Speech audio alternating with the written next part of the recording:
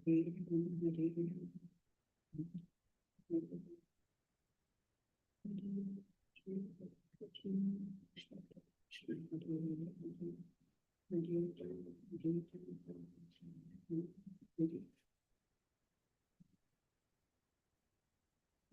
നമോ ഭഗവതേ വാസുദേവായ. ഓം നമോ ഭഗവതേ വാസുദേവായ. ഓം നമോ ഭഗവതേ വാസുദേവായ. ഓം അജ്ഞാനതിമിരാന്ധസ്യ ജ്ഞാനാഞ്ജനശലാകയാ ചക്ഷുരുന്മീലിതം യേന തസ്മൈ ശ്രീ ഗുരവേ നമഃ. ശ്രീചൈതന്യമനോഭീഷ്ടം സ്ഥാപിതം യേന ഭൂതലേ സ്വയം രൂപകഥാ മഹ്യം ദദാതി സ്വപദാന്തികം.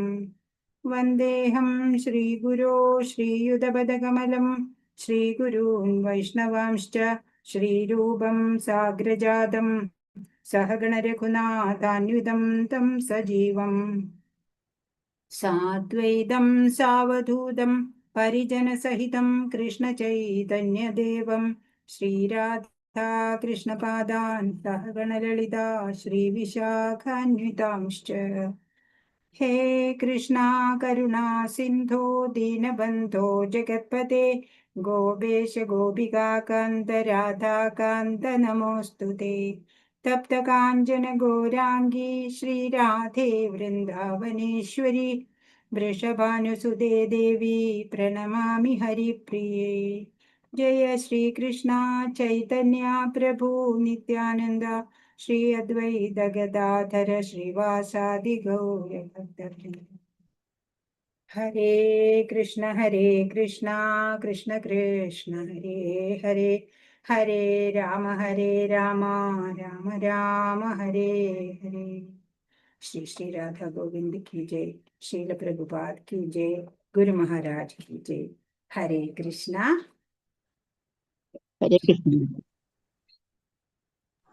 ശ്രീ ശ്രീ രാധാ ടെമ്പിൾ ഇസ്കോൺ മാംഗ്ലൂരിൽ നിന്നുള്ള ഭഗവത്ഗീത പഠന ക്ലാസ്സിലേക്ക് എല്ലാവർക്കും സ്വാഗതം. എല്ലാവർക്കും ആരെയും കാണുന്നില്ലല്ലോ, എല്ലാരും വീഡിയോ ഓൺ ചെയ്യൂ. ഹരേ കൃഷ്ണ മാതാജി. ഹരേ കൃഷ്ണ. വീഡിയോ ഓൺ ചെയ്ത് ക്ലാസ് അറ്റൻഡ് ചെയ്യാന്നുള്ളതല്ലേ. ഹരേ കൃഷ്ണ മാതാജി. ഹരേ കൃഷ്ണ.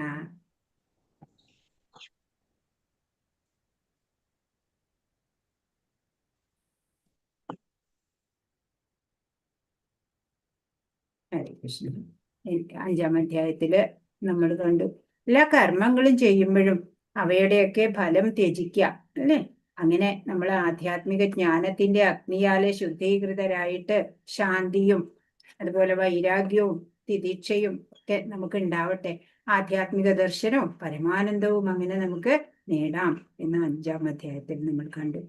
ഈ അധ്യായം ധ്യാനയോഗം 6-ാം അധ്യായം പറയും. മനസ്സിനെയും ഇന്ദ്രിയങ്ങളെയും ഒക്കെ നിയന്ത്രിച്ചിട്ട് പരമാത്മാവില് ശ്രദ്ധ കേന്ദ്രീകരിക്കുന്ന പ്രക്രിയയാണ് അഷ്ടാംഗയോഗം എന്നുള്ള ധ്യാനമുറ. ഇത് സമാധിയിലാണ് ചെന്നെത്തുന്നത്. പൂർണ്ണ ഈശ്വര അവബോധത്തില് പരിണമിക്കും. പ്രാണായാമം, ഹഠയോഗം ഇതൊക്കെ അഷ്ടാംഗയോഗത്തിന്റെ തന്നെ ഭാഗങ്ങളാണ്. മനസ്സും ഇന്ദ്രിയവും സമനിലയിൽ എങ്ങനെ നിർത്തുന്നുവെന്ന് മനസ്സിലാക്കാം. പിന്നെ നമ്മുടെ കർമ്മവും ലക്ഷ്യവും മനസ്സിലാക്കുക. നമുക്കതിപ്പോ തന്നെ അറിയാം അല്ലെ. ലക്ഷ്യം എന്താണ്? ഭഗവത് സേവനത്തിലൂടെ ആത്മസാക്ഷാത്കാരം, അതാ നമ്മുടെ ലക്ഷ്യം. മനസ്സിനെ എങ്ങനെ ശാന്തിയിലേക്ക് നയിക്കാം, അതും ഇവിടെ പറഞ്ഞു തരുന്നുണ്ട്. അർജുനനിലൂടെ ഭഗവാൻ അത് നമുക്ക് മനസ്സിലാക്കി തരികയാണ്. സരള മാർഗമുണ്ട് മനസ്സിനെ സമനിലയിലാക്കാൻ. ഇന്നിപ്പോ മനസ്സിനെയൊക്കെ ഡിസ്ട്രാക്ട് ചെയ്യുന്ന അനവധി സംഗതികളാണ് നമ്മുടെ ചുറ്റും ഉണ്ടാവുക. അതിലൊന്നും പെടാതെ എങ്ങനെ ഏകാഗ്ര മനസ്സോടെ ഭഗവാനിലേക്ക് മനസ്സുറപ്പിക്കാം എന്നൊക്കെ നമുക്ക് ഭഗവാൻ പറഞ്ഞു തരും. ശ്രീ ശ്രീ രാധാ ഗോവിന്ദ് की जय. श्रील प्रभुपाद की जय. ഓം നമോ ഭഗവതേ വാസുദേവായ. ശ്ലോകം. ശ്രീ ഭഗവാനുവാച അനാശ്രിത കർമ്മഫലം കാര്യം കർമ്മ കരോതി സ സന്യാസി ച യോഗി ച നിരഗ്നിർന ചാക്രിയ. ശ്രീ ഭഗവാൻ പറഞ്ഞു, കർമ്മത്തിന്റെ ഫലത്തിൽ ആസക്തിയില്ലാതെ ധാർമ്മിക ബാധ്യത എന്ന നിലയിൽ കർമ്മം ചെയ്യുന്ന ആളാണ് സന്യാസി. അയാളാണ് യഥാർത്ഥ യോഗിയും, അല്ലാതെ അഗ്നിഹോത്രം ഉപേക്ഷിച്ചവനോ കടമ നിർവഹിക്കാത്തവനോ അല്ല. ആരാണ് സന്യാസി? കർമ്മത്തിന്റെ ഫലത്തിൽ ആസക്തിയില്ലാതെ ധാർമ്മിക ബാധ്യത എന്ന നിലയിൽ ഒരു സ്വന്തം കർമ്മം ചെയ്യാം, അങ്ങനെയുള്ള ആളാണ് സന്യാസി. യോഗി എന്നും അയാളെ പറയും. അങ്ങനെ അല്ലാതെ ഇപ്പൊ ബ്രാഹ്മണർക്ക് അഗ്നിഹോത്രം ഉണ്ട് അല്ലെ, അത് ഉപേക്ഷിച്ചു എന്നിട്ട് കടമ നിർവഹിക്കാണ്ട് നടന്നു, അങ്ങനെയുള്ള ആള് യോഗിയാവോ അല്ലെങ്കിൽ സന്യാസിയാവോ? ഇല്ല. കർമ്മമെല്ലാം നമ്മൾ സ്വധർമ്മം കൃത്യമായിട്ട് ചെയ്യണം, നമ്മുടെ ബാധ്യതയാണ് അത് ചെയ്യണം. ഫലത്തിൽ ആസക്തി ഇല്ലാതെ കർമ്മം ചെയ്യാം. അയാൾ തന്നെയാണ് യോഗിയും സന്യാസിയും എന്ന് ഭഗവാൻ ഇവിടെ പറയാണ്. ഇന്ദ്രിയങ്ങളെയും മനസ്സിനെയും നിയന്ത്രിക്കാനുള്ള ഒരു മാർഗമാണ് അഷ്ടാംഗ യോഗ പദ്ധതി. കൃഷ്ണാവബോധത്തോടെ ചെയ്യുന്ന കർമ്മം താരതമ്യേന വിശിഷ്ടമെന്നും ഭഗവാൻ ഉദ്ബോധിപ്പിക്കുന്നു. ഇന്ദ്രിയ മനസ്സുകളുടെ നിയന്ത്രണം സാധ്യമാക്കാനുള്ള ഒരു പ്രാക്ടീസിന് വേണ്ടിയിട്ട് അതാണ് അഷ്ടാംഗ യോഗ പദ്ധതി എന്നുള്ളത്. നമ്മള് കൃഷ്ണാവബോധത്തോടെ ഭക്തിയോടെ ചെയ്യുന്ന കർമ്മം വിശിഷ്ടമാണ് എന്നും ഭഗവാൻ ഇവിടെ പറയുന്നുണ്ട്. കൃഷ്ണാവബോധത്തോടെ ചെയ്യുന്ന കർമ്മമാണ് പൂർണ്ണതയുടെ മാനദണ്ഡം. ഭഗവാൻ ആണ് എല്ലാത്തിൻ്റെയും ഉത്ഭവം, എല്ലാത്തിലും ഭഗവാനുണ്ട്, എല്ലാത്തിൻ്റെയും ഉടമസ്ഥൻ ഭഗവാനാണ്, എല്ലാത്തിനെയും നിയന്ത്രിക്കുന്നത് ഭഗവാനാണ് എന്നൊക്കെ ഉള്ള ആ ബോധം ഉണ്ടാവുക അല്ലെ. അങ്ങനെ ആ ബോധത്തോടെ ചെയ്യുന്ന കർമ്മം പൂർണ്ണത പ്രാപിക്കുന്നതാണ്. അതില് പൂർണ്ണതയുണ്ട് അല്ലെ. നമ്മുടെ ജീവിത ലക്ഷ്യം എന്താണ്? പരിപൂർണതയാണ് നമുക്ക് വേണ്ടത് അല്ലെ. ഇനി ഒരു ജന്മം നമുക്ക് ആവശ്യമില്ല. അപ്പൊ ഭഗവത് പ്രാപ്തി അതാണ് നമ്മുടെ ലക്ഷ്യമാവേണ്ടത്. സ്വാർത്ഥ താല്പര്യം ഉപേക്ഷിച്ച പരമപുരുഷന്റെ സംപ്രീതിക്കായി കർമ്മങ്ങൾ അനുഷ്ഠിക്കുന്ന ജീവസത്തയാണ് യഥാർത്ഥ സന്യാസിയും യഥാർത്ഥ യോഗിയും. സ്വന്തം ഇന്ദ്രിയ സംതൃപ്തി അല്ലെങ്കിൽ സ്വന്തം സ്വാർത്ഥ താല്പര്യങ്ങൾക്കായിട്ടല്ല, അതെല്ലാം ഉപേക്ഷിച്ചിട്ട് ഭഗവാന്റെ സംപ്രീതിക്കായിട്ടെല്ലാം ചെയ്യുക, കർമ്മങ്ങളൊക്കെ അനുഷ്ഠിക്കുക. അങ്ങനെയുള്ള ജീവസത്ത യഥാർത്ഥ സന്യാസിയാണ്, യഥാർത്ഥ യോഗിയുമാണ് എന്ന് ഭഗവാൻ പറയാണ്. കൃഷ്ണാവബോധത്തോടെ പ്രവർത്തിക്കുന്നവനാകട്ടെ സ്വാർത്ഥ ഉദ്ദേശമില്ലാതെ പരിപൂർണനും കൃഷ്ണനു വേണ്ടി കർത്തവ്യം നിറവേറ്റുന്നു, സ്വന്തം തൃപ്തിക്കായല്ല. ഒരു ഭക്തൻ അങ്ങനെയാണ് ചെയ്യുക അല്ലെ. സ്വാർത്ഥ താല്പര്യത്തിന് വേണ്ടിയല്ല ചെയ്യുന്നത്, പിന്നെയോ ഭഗവാൻ തൃപ്തനാവണം എന്നുള്ള ആഗ്രഹത്താലാണ് കർമ്മം ചെയ്യുക. കർമ്മഫലത്തെ ആശ്രയിക്കാതെ തനിക്ക് ചെയ്യേണ്ടതായ കർമ്മം ആരാണോ ചെയ്യണത് അയാള് കർമ്മം ത്യജിച്ച സന്യാസി തന്നെയാണ്. മനസ്സിനെ സമനിലയിൽ എത്തിച്ച യോഗിയും ആ ആള് തന്നെയാണ്. ഭഗവാന് വേണ്ടി കർമ്മം ചെയ്യുന്നവനാണ് സന്യാസി. ചെയ്യുന്ന കർമ്മങ്ങളോട് രാഗദ്വേഷങ്ങളില്ലാതെ ഗൃഹസ്ഥനായിട്ട് തൻ്റെ കർമ്മവാസനകൾ ഒടുങ്ങാനായിട്ട് കർമ്മം ചെയ്യണം. അങ്ങനെ ആരാണോ ചെയ്യണത് അയാൾ കർമ്മം ചെയ്യുമ്പോഴും മനസ്സുകൊണ്ട് അതിനെ ത്യജിക്കുന്നുണ്ട്. അപ്പൊ അതിനാൽ അയാൾ ഒരു സന്യാസിയുമാണ്, യോഗിയുമാണ് അല്ലെ, ഗൃഹസ്ഥനാണെങ്കിലും. രണ്ടാമത്തെ ശ്ലോകം. യം സന്യാസമിതി പ്രാഹുർ യോഗം തം വിദ്ധി പാണ്ഡവ നഹ്യ സന്യസ്ത സങ്കല്പോ യോഗി ഭവതി കശ്ചന. പരിത്യാഗം എന്ന് പറയുന്നത് യോഗം തന്നെയാണെന്ന് നീ അറിയണം. യോഗം എന്നാൽ പരമപുരുഷനുമായി ബന്ധം സ്ഥാപിക്കുക എന്നതാണ്. പാണ്ഡുപുത്ര, ഇന്ദ്രിയ സുഖങ്ങളിലുള്ള തൃഷ്ണ ഉപേക്ഷിക്കാതെ ആർക്കും ഒരിക്കലും യോഗിയാവാനാവില്ല. അപ്പൊ പരിത്യാഗം എന്ന് പറയുന്നത് ഒരു യോഗം തന്നെയാണ്. കർമ്മം ഭഗവാനായിക്കൊണ്ട് ചെയ്യുക, ഞാൻ ചെയ്യുന്നു എന്ന ഭാവേനയല്ല. ഉടമസ്ഥാവകാശബോധമോ ലാഭേച്ഛയോ ഒന്നും ഇല്ലാതെ കർമ്മം ചെയ്യുക, അപ്പോഴത് കർമ്മയോഗമായി അല്ലെ. ഭഗവാന്റെ തൃപ്തിക്കായിട്ട് ചെയ്യുമ്പോൾ കണക്റ്റിംഗ് ടു ഗോഡ്, അതാണ് യോഗം. ഭഗവാനെ ബന്ധപ്പെടുത്തിക്കൊണ്ട് ചെയ്യുമ്പോൾ അത് യോഗം ആയി. പരിത്യാഗം എന്ന് പറയുന്നത് സ്വാർത്ഥ താല്പര്യത്തിനല്ല അല്ലെ. ആ ഫലം ത്യജിക്കുകയാണ് അവിടെ, ത്യാഗം പരിത്യാഗമാണ് അവിടെ ഉണ്ടാവുന്നത്. അതാണ് യോഗം. യോഗം എന്നാൽ പരമപുരുഷനുമായി ബന്ധം സ്ഥാപിക്കുക എന്നതാണ്. പാണ്ഡുപുത്ര, ഇന്ദ്രിയ സുഖങ്ങളിലുള്ള തൃഷ്ണ ഉപേക്ഷിക്കാതെ ആർക്കും ഒരിക്കലും യോഗിയാവാനാവില്ല. പഞ്ചേന്ദ്രിയങ്ങളും ഓരോ വിഷയ സുഖങ്ങളുടെ പിന്നാലെ പായും അല്ലെ. അപ്പൊ അതിനെയൊക്കെ നിയന്ത്രിക്കണം, ആ തൃഷ്ണയൊക്കെ ഉപേക്ഷിക്കണം. അങ്ങനെയുള്ളവരാണ് യോഗിയാവാൻ യോഗ്യതയുള്ള ആള്. യോഗം എന്നാൽ പരമപുരുഷനുമായി ബന്ധം സ്ഥാപിക്കുക എന്നതാണ്. ജീവാത്മാവ് എന്ന നിലയിൽ തന്റെ മൂലസ്വരൂപം എന്തെന്നറിയുകയും അതനുസരിച്ച് പ്രവർത്തിക്കുകയും ചെയ്യുന്നതാണ് സന്യാസയോഗം. നമ്മുടെ മൂലസ്വരൂപം ഭഗവാന്റെ ദാസനാണ്. ഭഗവാൻ മാസ്റ്ററാണ്, നമ്മൾ സെർവന്റ് ആണ്. കൃഷ്ണാവബോധമുള്ള ഒരാൾക്ക് കൃഷ്ണനായി കൊണ്ടുള്ള പ്രവർത്തനങ്ങളിലല്ലാതെ മറ്റൊന്നിലും തന്റെ ഇന്ദ്രിയങ്ങളെ വ്യാപരിപ്പിക്കാൻ സന്ദർഭമുണ്ടാവില്ല. ഇപ്പൊ ഒരു അഡ്വഞ്ചറസ് ലൈഫാണ് ഒരു ഭക്തന്റെ, സാഹസികമായ ലൈഫാ. എന്താ കാരണം? ബ്രഹ്മമുഹൂർത്തത്തിൽ എഴുന്നേൽക്കുക, അല്ലെ, ദേഹശുദ്ധിയൊക്കെ വരുത്തുക, മംഗളാരതി ദർശിക്കുക, 2 മണിക്കൂർ ജപം, അത് കഴിഞ്ഞു ഭാഗവതം ക്ലാസ്സുകള്, അല്ലെ. ഭഗവാന്റെ മുമ്പിലോ മംഗളാരതി സമയത്ത് ചാൻറ്റിങ്, ഡാൻസിങ് എല്ലാം ഉണ്ട്, അല്ലെ. അത് കഴിഞ്ഞിട്ടാണ് പിന്നെ ജപം, പിന്നെ എന്താ പറയാ, ഭാഗവതം ക്ലാസ്. അത് കഴിഞ്ഞാൽ പിന്നെ ഓരോ ഭക്തി സേവനങ്ങളിൽ ഏർപ്പെടുക, പിന്നെ ആ സ്വന്തം കർമ്മമണ്ഡലങ്ങളിലേക്ക് ഇറങ്ങുക. വൈകിട്ട് വീണ്ടും ഇത് തന്നെ ആവർത്തിക്കുക, അല്ലെ. വീണ്ടും സ്നാനാദികൾ കഴിഞ്ഞു, ഭഗവാനെ മംഗളാരതി ചെയ്തു, അത് കഴിഞ്ഞ് ജപം ചെയ്തു, കീർത്തനം ചൊല്ലി, ഭഗവത് കഥകൾ കേട്ടു, അതല്ലെങ്കിൽ അധ്യയനം ചെയ്തു കുറച്ചു സമയം. അങ്ങനെയൊക്കെ ഒരു ഭക്തന്റെ ജീവിതം എന്ന് പറഞ്ഞാൽ അഡ്വഞ്ചറസ് ആയിട്ട് നീങ്ങിക്കൊണ്ടിരിക്കുക. മറ്റൊന്നും ചിന്തിക്കാൻ സന്ദർഭമില്ല, ഉണ്ടാവണില്ല. തന്റെ ഇന്ദ്രിയങ്ങളെ മറ്റൊന്നിലും വ്യാപരിപ്പിക്കാൻ സന്ദർഭം ഉണ്ടാവില്ല ഒരു ഭക്തന്. കൃഷ്ണാവബോധമുള്ള ഒരാൾ ഒരേ സമയം തന്നെ സന്യാസിയും യോഗിയുമാണ്. കൃഷ്ണാവബോധമാർന്ന മനുഷ്യന് സുഖാനുഭോഗങ്ങൾക്കുള്ള ആഗ്രഹം ഉണ്ടാവില്ല. അയാൾ എപ്പോഴും ഭഗവത് പ്രീണനത്തിൽ മുഴുകിയിരിക്കും. മറ്റു സുഖങ്ങൾ വേണമെന്ന് തോന്നില്ല. കാരണം എന്താ? എപ്പോഴും ഭഗവാന്റെ സന്തോഷം മാത്രം ആഗ്രഹിച്ചിട്ടാണ് പ്രവൃത്തി ചെയ്യുന്നത്. അതുകൊണ്ട് തന്നെ. ഹരേ കൃഷ്ണ. 3-ാമത്തെ ശ്ലോകം. ആരുരുക്ഷോർമുനേർ യോഗം കർമ്മ കാരണമുച്യത്തെ യോഗാരൂഢസ്യ തസ്യൈവ ശമ കാരണമുച്യത്തെ. അഷ്ടാംഗയോഗ പദ്ധതിയിൽ പ്രാരംഭകനായ സാധകന് കർമ്മമത്രേ മാർഗം. യോഗസിദ്ധിയാൽ ഉയർന്നവനാകട്ടെ എല്ലാ ഭൗതിക പ്രവർത്തനങ്ങളുടെയും നിരോധനമാണ് ഉപായം. അഷ്ടാംഗ യോഗ പദ്ധതി, അതില് ഒരു തുടക്കക്കാരനാണ് എന്ന് വിചാരിക്കുക. അങ്ങനെയുള്ള സാധകന് കർമ്മം ചെയ്യുക, അതാണ് മാർഗം.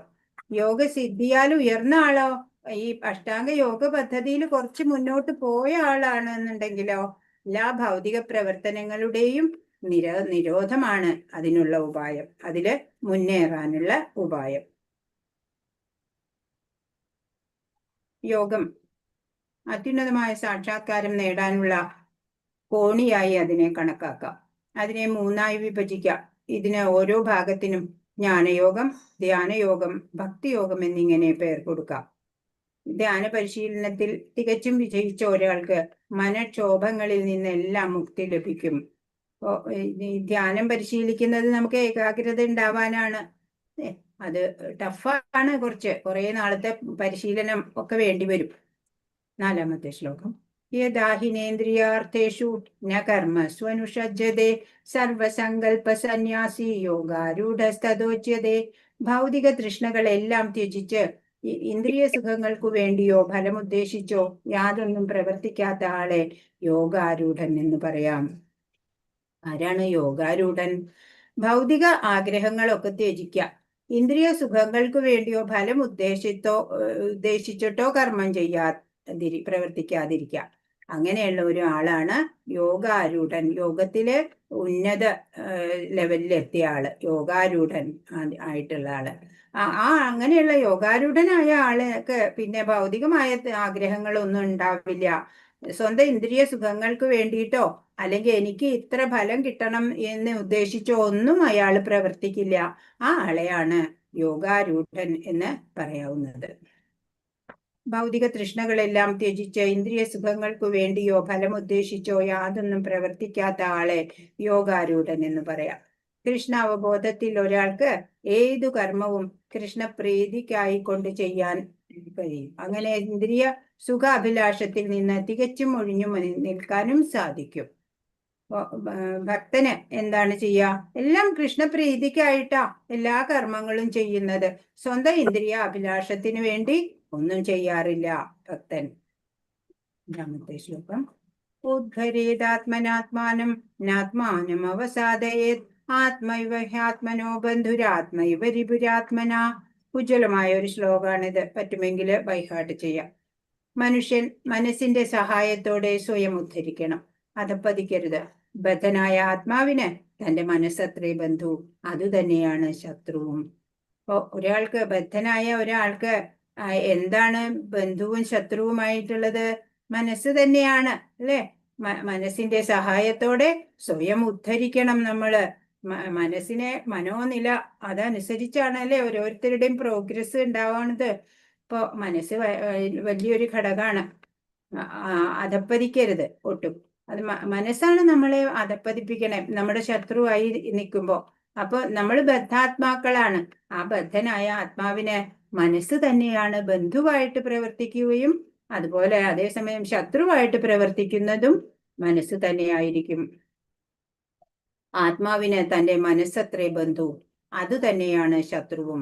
ബദ്ധനായ ആത്മാവിനെ അജ്ഞാനത്തിന്റെ ചെളിക്കുണ്ടിൽ നിന്ന് കയറ്റാൻ ഉതകുന്ന പരിശീലനം മനസ്സിന് നൽകണം. അപ്പൊ നമ്മള് മനസ്സിന് ട്രെയിനിങ് വേണം. അതാണ് ധ്യാനം ഒക്കെ പരിശീലിക്കുന്നത്, അതിനു വേണ്ടിയാ. അജ്ഞാനത്തില് ഈ ബദ്ധനായ ആത്മാവ് കിടക്കുകയാണ്. അപ്പൊ ആ ചളിക്കുണ്ടിൽ നിന്നൊക്കെ കരകയറ്റണം. അതിന് മനസ്സിന് വേണ്ട പരിശീലനം ലഭിക്കണം. വിഷയങ്ങളാൽ എത്രമാത്രം ആകൃഷ്ടനാകുന്നുവോ അത്രത്തോളം ഒരാൾ ഭൗതിക അസ്തിത്വത്തിൽ കുടുങ്ങിപ്പോകും. ഭൗതിക വിഷയ സുഖങ്ങളില് ഇങ്ങനെ ആഗ്രഹം വന്നിട്ടുള്ള ആള് അതിൽ ആകൃഷ്ടനാവും, അല്ലെ? അതോ അത്രയ്ക്ക് അധികം അയാളെ ആ അസ്തിത്വത്തില് കുടുങ്ങിപ്പോവുകയും ചെയ്യും. കൃഷ്ണാവബോധത്തിൽ സദാ മനസ്സുറപ്പിക്കുകയാണ് ഈ ബന്ധനത്തിൽ നിന്ന് മുക്തി നേടാനുള്ള ഉത്തമ മാർഗം. എന്തേ വേണ്ടു? കൃഷ്ണാവബോധം, അല്ലെ? ഭഗവാനെ കുറിച്ചുള്ള ജ്ഞാനം ആർജിക്കുക, ഭഗവത് സേവന നിരതരാവുക. എന്നാൽ മാത്രമാണ് ഈ ഭൗതിക ബന്ധനത്തിൽ നിന്നുള്ള മുക്തി നമുക്ക് നേടാൻ പറ്റുള്ളൂ. മനുഷ്യന് ബന്ധനത്തിനും മോചനത്തിനും മനസ്സ് തന്നെ കാരണം. ഈ രണ്ടിനും, ഇവിടെ നമ്മളെ ബന്ധിപ്പിച്ചിടുന്നതും അല്ല ഇവിടുന്ന് മോചനത്തിനുള്ള വഴികള് തുറന്നു കാണിച്ചു തരണതും എല്ലാം മനസ്സ് തന്നെയാണ് കാരണമാവുന്നത്. വിഷയാസക്തമാവുമ്പോൾ ബന്ധനത്തിനും വിഷയങ്ങളിൽ നിന്ന് വേർപെട്ടാൽ മുക്തിക്കും അത് ഹേതുവാകുന്നു. എന്താണ് വിഷയ സുഖങ്ങളില് വ്യാപൃതമായാല് ബന്ധനങ്ങളാണ്. അതിൽ നിന്ന് ഒഴിവാവാൻ സാധിക്കുകയാണെന്നുണ്ടെങ്കിൽ നമുക്ക് മുക്തിയാണ്. ഇത് രണ്ടും മനസ്സാണ് അല്ലെ നമ്മളെ കൊണ്ടെത്തിക്കണത് ഓരോന്നിലേക്കും. 6ാമത്തെ ശ്ലോകം. ബന്ധുരാത്മാത്മനസ്തസ്യ യേനാത്മൈവാത്മനാജിത അനാത്മാനസ്തു ശത്രുത്വേ വർത്തേതാത്മൈവ ശത്രുവത്. മനസ്സിനെ ജയിച്ചവന് മനസ്സ് തന്നെയാണ് ഉറ്റ സുഹൃത്ത്. അതിന് കഴിയാത്തവനാകട്ടെ മനസ്സ് പരമശത്രുവുമായിരിക്കും. എന്താ പറയണേ? മനസ്സിനെ ജയിക്കണം. അങ്ങനെയുള്ള ആൾക്ക് മനസ്സ് തന്നെയാണ് ഉറ്റ സുഹൃത്ത്. അതിന് കഴിയാത്ത ആൾക്കോ മനസ്സ് ശത്രുവായിരിക്കും എന്ന്. മനസ്സിനെ ജയിച്ചവന് മനസ്സു തന്നെയാണ് ഉറ്റ സുഹൃത്ത്. അതിന് കഴിയാത്തവനാകട്ടെ മനസ്സ് പരമശത്രുവുമായിരിക്കും. മനുഷ്യ ധർമ്മം നിറവേറ്റുന്നതിൽ ഒരു ആത്മസുഹൃത്താക്കാൻ വേണ്ടി മനസ്സിനെ നിയന്ത്രിക്കലാണ് അഷ്ടാംഗ യോഗചര്യയുടെ ഉദ്ദേശം. അഷ്ടാംഗ യോഗചര്യ എന്തിനാ ഭഗവാൻ ഇവിടെ പറഞ്ഞു തന്നത്? ആ മനസ്സിനെ ഒക്കെ റെഗുലേറ്റ് ചെയ്ത് നിർത്താൻ സാധിക്കണം. മനസ്സിനെ നമുക്ക് ആത്മസുഹൃത്താക്കാൻ സാധിക്കണം. അതിനു വേണ്ടിയിട്ട് മനസ്സിനെ നിയന്ത്രിക്കുക. അതാണ് ഈ അഷ്ടാംഗ യോഗചര്യയുടെയൊക്കെ ഉദ്ദേശം. മനോനിയന്ത്രണമില്ലാത്ത യോഗാഭ്യാസം ബാഹ്യപ്രകടനത്തിന് മാത്രമാകയാൽ സമയം പാഴാക്കലല്ലാതെ മറ്റൊന്നുമല്ല. ഇന്നിപ്പോ യോഗ ഉണ്ട് അല്ലെ? യോഗ അത് ഫിസിക്കൽ എക്സസൈസ് പോലെ മാത്രമാണ് ഉപകാരം വരുന്നുള്ളൂ. മനസ്സിനെ ട്രെയിൻ ചെയ്യാൻ അത് ഉപകരിക്കണില്ല. ഹൃദയസ്ഥനായ പരമാത്മാവിനെ കണ്ടെത്താനും അവിടുത്തെ ആജ്ഞാനുസൃതം പ്രവർത്തിക്കാനും കളമൊരുക്കലത്രേ ശരിയായ യോഗാനുഷ്ഠാനം. ഇപ്പൊ നമ്മുടെ എല്ലാവരുടെയും ഉള്ളിൽ അന്തര്യാമിയായിട്ടുള്ള പരമാത്മാവിനെ അറിയാം, എന്നിട്ടോ ആ ആജ്ഞ അനുസരിക്കുക. നമുക്ക് എപ്പോഴും ഭഗവാൻ ഇങ്ങനെ ഉള്ളിൽ ഇരുന്നു കൊണ്ട് ഓരോരോ ഡയറക്ഷൻ തരുന്നുണ്ട്. നമ്മൾക്കത് പിടിച്ചെടുക്കാൻ സാധിക്കുന്നില്ല. കാരണം നമ്മൾ പരിശുദ്ധി ഇല്ലാത്തവരാ. അതല്ലെങ്കിൽ നമുക്ക് ഈ അപകടങ്ങളിലൊന്നും ഒരാളും ചെന്ന് ചാടില്ല. ഭഗവാൻ അവിടെ ഇരുന്നു കൊണ്ട് നമുക്ക് ഓരോ നിർദ്ദേശങ്ങൾ നൽകുന്നുണ്ട്. ആ നിർദ്ദേശം പിടിച്ചെടുക്കാനുള്ള അത്ര നൈർമല്യം നമുക്ക് ഇല്ലാതെ പോയി. അതാണ്. അപ്പോ ഭഗവാനെ ഹൃദയസ്ഥനായ പരമാത്മാവിനെ കണ്ടെത്താനും അറിയാനും അതുപോലെ അവിടുത്തെ ആജ്ഞാനുസൃതം പ്രവർത്തിക്കാനും കളമൊരുക്കലാണ് ശരിയായ യോഗാനുഷ്ഠാനം. ഇപ്പൊ ഈ ധ്യാനത്തില് 8 പടികളുണ്ട്. ആ 8ാമത്തെ സമാധിയാണ്. ഭഗവാനെ നേരിട്ട് നമ്മൾ കാണുകയാണ്, അറിയാണ്, അനുഭവിക്കുകയാണ്.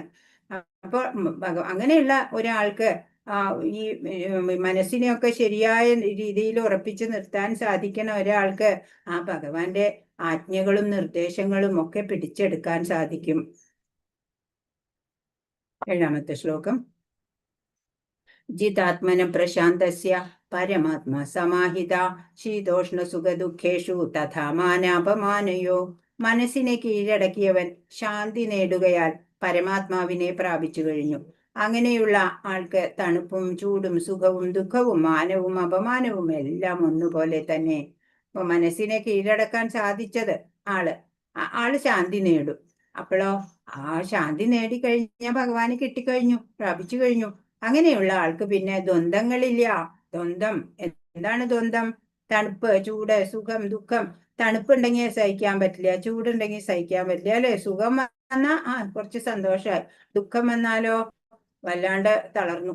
അങ്ങനെ മാനം, അപമാനം, അല്ലെ? മാനം കിട്ടിയാൽ എല്ലാവർക്കും ഇഷ്ടം, അപമാനം വന്നാലോ എല്ലാം വരും, അല്ലെ? എല്ലാത്തിനെയും സമഭാവനയോടെ ഫേസ് ചെയ്യണം. അപ്പൊ അങ്ങനെ ദ്വന്ദ്വാതീതനാവുക.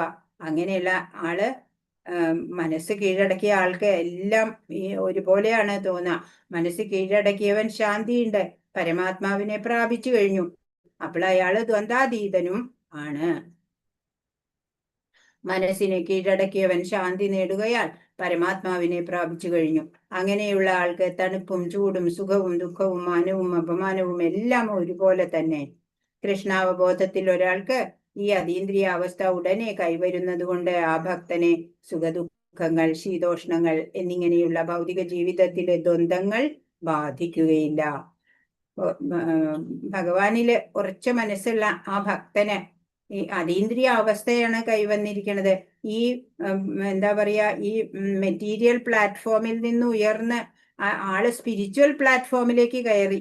അങ്ങനെയുള്ള ആള് ഭക്തൻ. അപ്പോഴെന്താണ്, ഈ ദ്വന്ദ്ങ്ങളൊന്നും ബാധിക്കില്ല അയാളെ. 8ാമത്തെ ശ്ലോകം. ജ്ഞാനവിജ്ഞാന തൃപ്താത്മാ കൂടസ്ഥോ വിജിതേന്ദ്രിയ യുക്ത ഇത്യുച്യതേ യോഗി സമലോഷ്ടാശ്മകാഞ്ചന. ജ്ഞാനം കൊണ്ടും സാക്ഷാത്കാരം കൊണ്ടും തികച്ചും സംതൃപ്തനായ ഒരാളെ ആത്മസാക്ഷാത്കാര നിഷ്ഠനായ യോഗി എന്ന് പറയാം.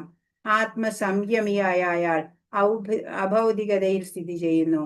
അയാളുടെ ദൃഷ്ടിയിൽ കല്ലും മണ്ണും സ്വർണവും എല്ലാം ഒരുപോലെ തന്നെ. ഭഗവാനെ കുറിച്ചുള്ള എല്ലാ ജ്ഞാനവും നേടി അങ്ങനെ സാക്ഷാത്കാരം ലഭിച്ചു. അങ്ങനെയുള്ള ഒരാൾ എപ്പോഴും സംതൃപ്തനാണ്, അല്ലെ? അങ്ങനെയുള്ള ആളെ ആത്മസാക്ഷാത്കാര നിഷ്ഠനായ യോഗി എന്ന് പറയാൻ പറ്റും. ആത്മസംയമിയാണ് അയാൾ, അല്ലെ? ആത്മസംയമനം നേടിയിട്ടുണ്ട്. ഒന്നിലും അയാൾക്ക് എടുത്തുചാട്ട ഇല്ല, അല്ലെ? ദ്വന്ദ്വാതീതനാണ്, ഗുണാതീതനാണ്, മായാതീതനാണ്. അങ്ങനെ ആത്മസംയമിയായ അയാൾ ആ ഭൗതികതയിലാ സ്ഥിതി ചെയ്യണത്.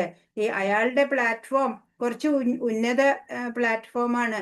ഈ മെറ്റീരിയൽ പ്ലാറ്റ്ഫോമിൽ നിന്ന് മുകളിലോട്ട് കയറി, എന്നിട്ടോ സ്പിരിച്വൽ പ്ലാറ്റ്ഫോമിലാണ് ഇപ്പൊ സ്ഥിതി ചെയ്യുന്നത്. അഭൗതികതയിൽ സ്ഥിതി ചെയ്യുന്നു. അയാളുടെ ദൃഷ്ടിയിലോ കല്ലും മണ്ണും സ്വർണവും എല്ലാം ഒരുപോലെ തന്നെ. അവർക്കങ്ങു രത്നം ചരൽ കല്ലുപോലെ കുരങ്കാക്ഷിമാരോ മരപ്പാവ പോലെ എന്നുള്ള വരികളുണ്ട്. മഹാത്മാക്കൾക്ക് അങ്ങനെയാ, അല്ലെ? ഒരു രത്നം കിട്ടിയാലും അത് വെറും കല്ലാണ് എന്നുള്ള തോന്നലാണ് അവർക്ക്. ഹരേ കൃഷ്ണ. 8ാമത്തെ. പരമസത്യത്തെ സാക്ഷാത്കരിക്കാതെ പുസ്തകങ്ങളിൽ നിന്നുണ്ടാകുന്ന ജ്ഞാനം നിഷ്പ്രയോജനമാണ്. ഭഗവാനെ അനുഭവിച്ചറിയാൻ സാധിക്കണം, അല്ലെ? വെറുതെ വായിച്ചതുകൊണ്ട് നമുക്ക് പൂർണ്ണമാവില്ല. ജ്ഞാനം വിജ്ഞാനമായിട്ട് മാറണം, അനുഭവമായിട്ട് മാറണം. കൃഷ്ണാവബോധത്തിന്റെ ശാസ്ത്രമാണ് ഭഗവത്ഗീത. കൃഷ്ണന്റെ കരുണ മൂലം ജ്ഞാനത്തെ സാക്ഷാത്കരിച്ച ആളാണ് കൃഷ്ണാവബോധമാർന്ന ഭക്തൻ. അപ്പൊ ഭഗവാനെ കുറിച്ച് അറിയാനും ഭഗവാനിൽ ഭക്തി ഉറയ്ക്കാനും ഭഗവാന്റെ തന്നെ കരുണ വേണം, എന്നാലേ സാധിക്കുള്ളൂ. അങ്ങനെയുള്ള ആള് ആ കരുണ ലഭിച്ചിട്ട് ആ ഭഗവാനിൽ മനസ്സുറപ്പിക്കാൻ കഴിയണ ഒരാൾ തന്നെയാണ് കൃഷ്ണാവബോധമാർന്ന ഭക്തൻ. അതീന്ദ്രിയ ജ്ഞാനി തന്റെ ഉത്തമ വിശ്വാസത്തിൽ ഉറച്ചു നിൽക്കുന്നു. വെറും പാണ്ഡിത്യമുള്ളവർ എളുപ്പത്തിൽ വ്യാമോഹിതരാവുകയോ പ്രത്യക്ഷ വൈരുദ്ധ്യങ്ങളാൽ അമ്പരന്നു പോവുകയോ ചെയ്തേക്കാം. അപ്പൊ അതീന്ദ്രിയ ജ്ഞാനി ആയിട്ടുള്ള ആള് ഇപ്പൊ ഇവിടുന്ന് ഈ തലത്തിൽ നിന്നൊക്കെ മുകളിലെ തലത്തിലെത്തിയല്ലേ, അലൗകികതയിലെത്തിയ ആള് അതീന്ദ്രിയ ജ്ഞാനി തന്റെ ഉത്തമ വിശ്വാസങ്ങളിൽ ഉറച്ചു നിൽക്കുന്നു. അയാൾക്ക് എന്തിലാ ശ്രദ്ധയുള്ളത്? ഭഗവാനിൽ മാത്രം അല്ലേ? ഭഗവാനിലാണ് വിശ്വാസം, അതിൽ ഉറച്ചു നിൽക്കും. വെറും പാണ്ഡിത്യം അങ്ങനെ വായിച്ച് പഠിച്ചവര് മാത്രം ഉണ്ടല്ലോ, അവര് എളുപ്പത്തിൽ വ്യാമോഹിതരായി പോകും. പ്രത്യക്ഷ വൈരുദ്ധ്യങ്ങളാലെ അവര് അമ്പരന്നു പോകും. അവരുടെ ആ ദൃഢത ഉണ്ടാവില്ല, ഉറച്ചു നിൽക്കാൻ പറ്റില്ല അവർക്ക് ഭക്തിയില്. വെറുതെ പുസ്തക പാരായണം ചെയ്തിട്ട് ഉണ്ടായ ജ്ഞാനം മാത്രമാണ് ഉള്ളൂ അവർക്ക്. ആ ജ്ഞാനത്തെ സാക്ഷാത്കരിക്കാൻ പറ്റണം, അതായത് അത് വിജ്ഞാനമായിട്ട് മാറണം. ഭഗവാനെ അനുഭവിച്ച് അറിയാൻ സാധിക്കണം. അതാണ് ഇവിടെ പറഞ്ഞത്. പരമസത്യത്തെ സാക്ഷാത്കരിക്കാതെ പുസ്തകങ്ങളിൽ നിന്നുണ്ടാകുന്ന ജ്ഞാനം നിഷ്പ്രയോജനകരമാണ്. ഭഗവാനെ അനുഭവിച്ച് നമുക്ക് പലർക്കും ഉണ്ടാവൂലേ ജീവിതത്തില് ആ ഭഗവാന്റെ ഒരു ടച്ച്, അത് ഫീൽ ചെയ്ത പല സന്ദർഭങ്ങളും ഓരോരുത്തരുടെയും ജീവിതത്തിൽ ഉണ്ടായിട്ടുണ്ടാവും.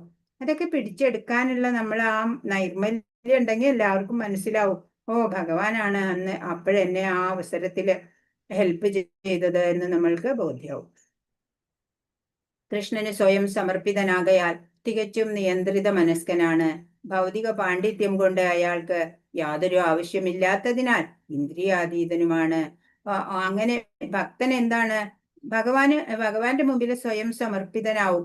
അതുകൊണ്ടോ മനസ്സ് നിയന്ത്രണത്തിലുണ്ട് താനും, അല്ലെ? ഭൗതികമായിട്ടുള്ള പാണ്ഡിത്യം, ഈ മെറ്റീരിയൽ നോളജ് കൊണ്ട് ഒരു പ്രയോജനവും ഇല്ല, അല്ലെ? ട്രിപ്പിൾ PhD ഉണ്ട്, അല്ലെങ്കിൽ MTech PhD അത് ഒക്കെ കഴിഞ്ഞു എന്നൊക്കെ പറഞ്ഞിട്ട് എന്താ കാര്യം? ഭഗവാനെ അറിയാൻ ഇതൊന്നും.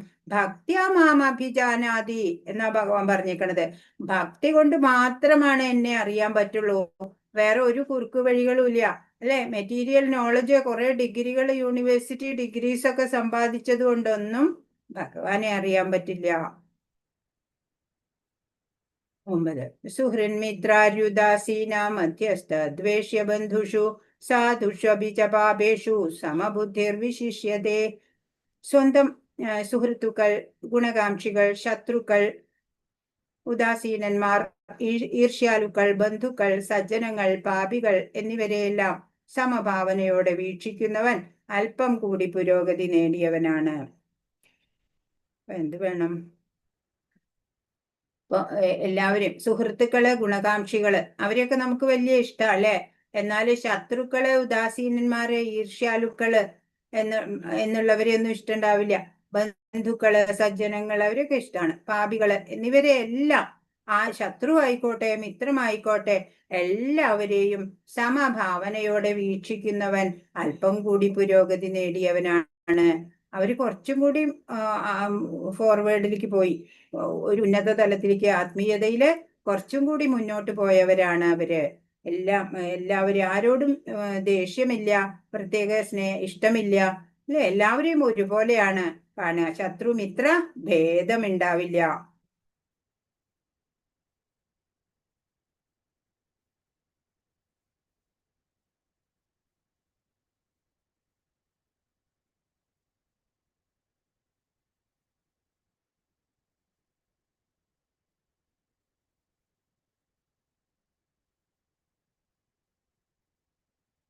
പത്ത്.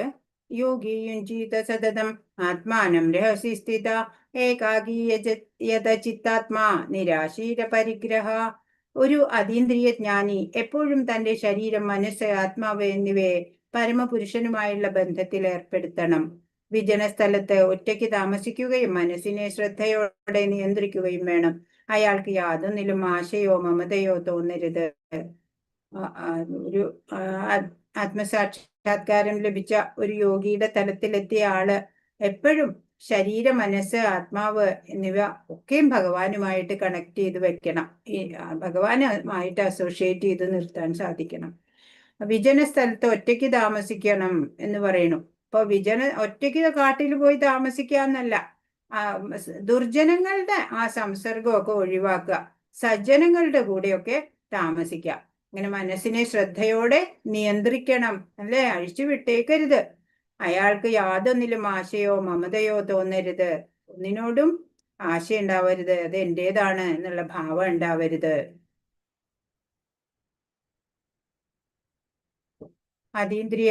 ഒരു അതീന്ദ്രിയ ജ്ഞാനി എപ്പോഴും തന്റെ ശരീരം, മനസ്സ്, ആത്മാവ് എന്നിവയെ പരമപുരുഷനുമായുള്ള ബന്ധത്തിൽ ഏർപ്പെടുത്തണം. കൃഷ്ണാവബോധം എന്നാൽ എപ്പോഴും അതീന്ദ്രിയമായ പ്രേമത്തോടെ ഭഗവത് സേവനം അനുഷ്ഠിക്കുക എന്നാണ്. എപ്പോഴും ഭഗവാനില് പ്രേമഭക്തിയോടെ സേവനം അനുഷ്ഠിക്കുക ഭഗവാനായിക്കൊണ്ട്. അത് തന്നെയാണ് കൃഷ്ണാവബോധം. അവ്യക്തിഗത ബ്രഹ്മത്തോടും പരമാത്മാവിനോടും മമതയുള്ളവരും ഭാഗികമായി കൃഷ്ണാവബോധം നേടിയവർ തന്നെ അവ്യക്തവാദികൾ, അല്ലെ, ഇംപേഴ്സണലിസ്റ്റ് എന്ന് പറയും. അവര് ഇങ്ങനെ എന്താ പറയാ, ബ്രഹ്മത്തിനെയാണ് അവര് ആരാധിക്കുന്നത്. അവർക്ക് ബ്രഹ്മ സാക്ഷാത്കാരം വരെ പോയാൽ മതി, അതിൽ അവര് തൃപ്തരാവും. ബ്രഹ്മജ്യോതിസിൽ ലയിക്ക മരണശേഷം, അതാ അവരുടെയൊക്കെ ആഗ്രഹം. ഭക്തൻ അങ്ങനെയല്ല, അതിന്റെ മുകളിലേക്ക് പോകണം, അതിൽ നിന്നും മുന്നോട്ട് പോയി ഭഗവത് ധാമത്തിലേക്ക് എത്തണം. എന്നാലേ ഭഗവാന് സേവനം ചെയ്യാൻ സാധിക്കുള്ളൂ. അതാണ് ഒരു ഭക്തന്റെ ആഗ്രഹം, എന്നെന്നും ഭഗവത് സേവന നിരതനാവണം. യാതൊന്നിലും ആസക്തി ഇല്ലാതെയും അതേസമയം കൃഷ്ണനുമായി ബന്ധമുള്ള ഏതിനെയും സ്വീകരിച്ചുകൊണ്ടും ഉത്തമസ്ഥിതി കൈവരിച്ച ഒരാൾ മമതാബന്ധങ്ങളെ അതിക്രമിച്ചിരിക്കുന്നു. അങ്ങനെ എല്ലാം ഭഗവാനുമായിട്ട് ബന്ധപ്പെടുത്തി കാണാൻ സാധിക്കുക, അങ്ങനെ എല്ലാം ഭഗവാന് വേണ്ടിയിട്ട് സമർപ്പിക്കുക, ഒന്നിലും ആസക്തി ഇല്ലാതിരിക്കുക. അങ്ങനെയുള്ള ഒരു ഉത്തമ സ്ഥിതിയുള്ള ആള് ഈ എന്റേത്, ഞാൻ എന്റേത് എന്നുള്ള ആ ബന്ധങ്ങളെയൊക്കെ അതിക്രമിച്ചിട്ടുണ്ട്. ഭഗവാനിൽ മനസ്സ് ഏകാഗ്രമാക്കുന്നതാണ് സമാധി. ഏകാഗ്രീകരിക്കാൻ ഒരാൾ ഏകാഗിയായിരിക്കുകയും ബാഹ്യ വിഷയങ്ങളുടെ ശല്യത്തിൽ നിന്ന് അകലുകയും വേണം.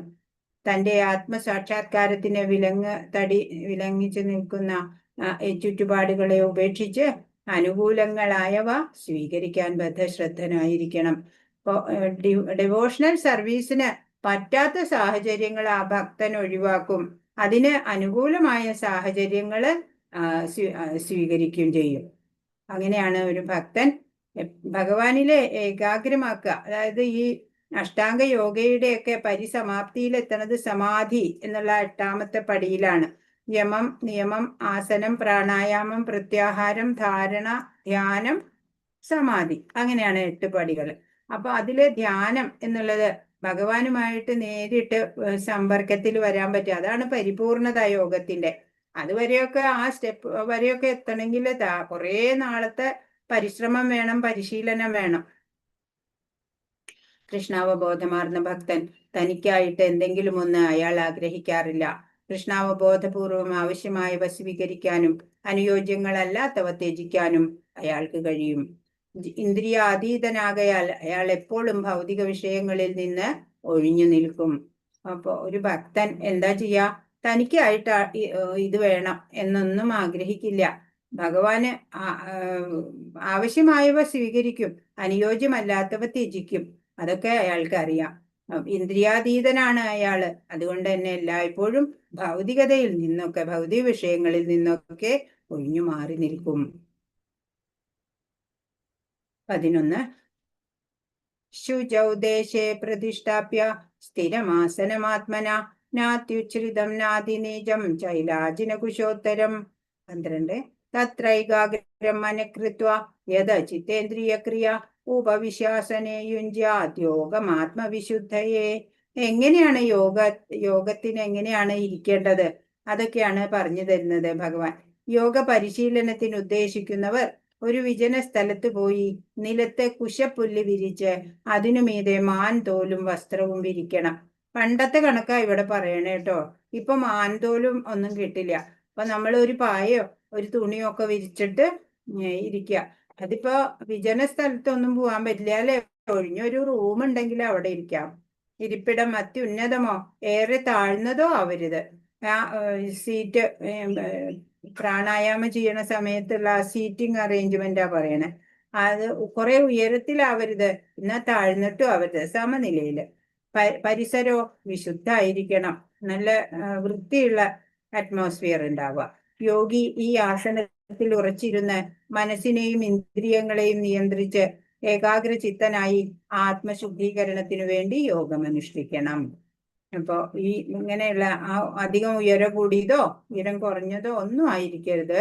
അങ്ങനെയുള്ള ഒരു തുണിയോ എന്തെങ്കിലും വിരിച്ചിട്ടുള്ള ഒരു ആസനം അതിലിരുന്നു കൊണ്ട് ഏകാഗ്രചിത്തനായിട്ട് ആത്മശുദ്ധീകരണത്തിന് വേണ്ടിയിട്ട് യോഗം അനുഷ്ഠിക്കുക. കണ്ണൊക്കെ അടച്ചിട്ട് ഇങ്ങനെ അല്ലേ, പുരിക മധ്യത്തില് ഭ്രൂമധ്യത്തില് ദൃഷ്ടിയെ ഉറപ്പിച്ചിട്ട് അങ്ങനെയൊക്കെ കുറെ പറയും. അതൊക്കെ വളരെ ടഫാണ്, പക്ഷെ പരിശീലിച്ചാല് എളുപ്പാവും. അങ്ങനെ ചെയ്യണം എന്നാണ് എന്താ പറയുക. യോഗ പരിശീലനത്തിന് ഉദ്ദേശിക്കുന്നവർ ഒരു വിജന സ്ഥലത്ത് പോയി നിലത്ത് കുശപ്പുല്ല് വിരിച്ച് അതിനു മീതെ മാൻതോലും വസ്ത്രവും വിരിക്കണം. യോഗി ഈ ആസനത്തിൽ ഉറച്ചിരുന്ന് മനസ്സിനെയും ഇന്ദ്രിയങ്ങളെയും നിയന്ത്രിച്ച് ഏകാഗ്രചിത്തനായി ആത്മശുദ്ധീകരണത്തിനു വേണ്ടി യോഗം അനുഷ്ഠിക്കണം. വിശുദ്ധ പരിസരം എന്ന് പറയുന്നത് തീർത്ഥാടന കേന്ദ്രങ്ങളെയാണ് സൂചിപ്പിക്കുന്നത് അല്ലെ, ഭഗവാന്റെ ധാമങ്ങള്, അങ്ങനെയുള്ള സ്ഥലങ്ങൾ, പുണ്യസ്ഥലങ്ങള്, അതൊക്കെ. ആത്മനിയന്ത്രണമോ മനസ്വസ്ഥതയോ ഇല്ലാത്തവർക്ക് ധ്യാനം ശീലിക്കാനാവില്ല.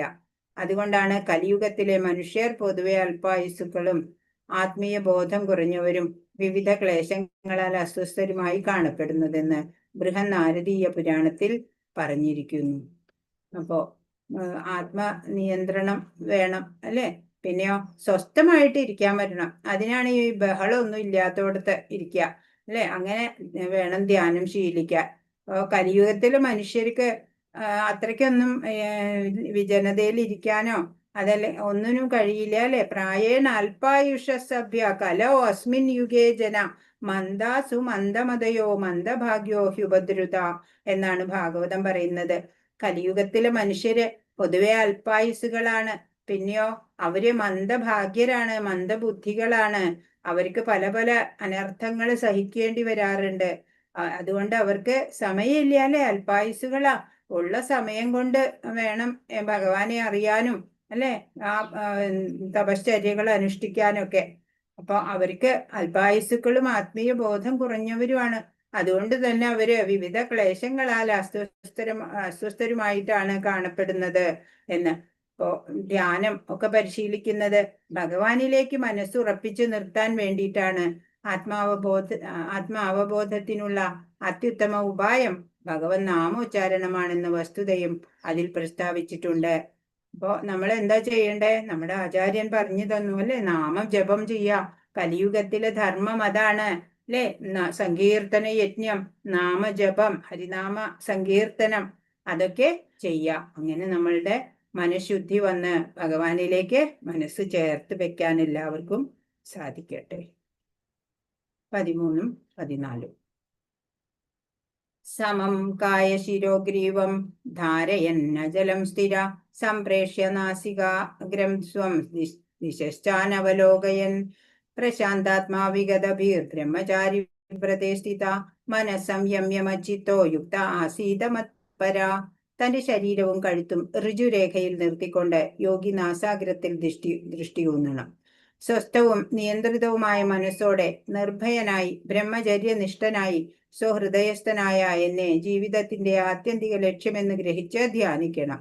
അപ്പൊ എങ്ങനെയാ ധ്യാനിക്കേണ്ടതെന്ന് പറഞ്ഞു കൊടുക്കാണ്. ശരീരവും കഴുത്തും നേർരേഖയിൽ നിർത്തണം, വളഞ്ഞൊന്നും ഇരിക്കരുത്. അങ്ങനെ നാസാഗ്രത്തില് ദൃഷ്ടി ഊന്നണം.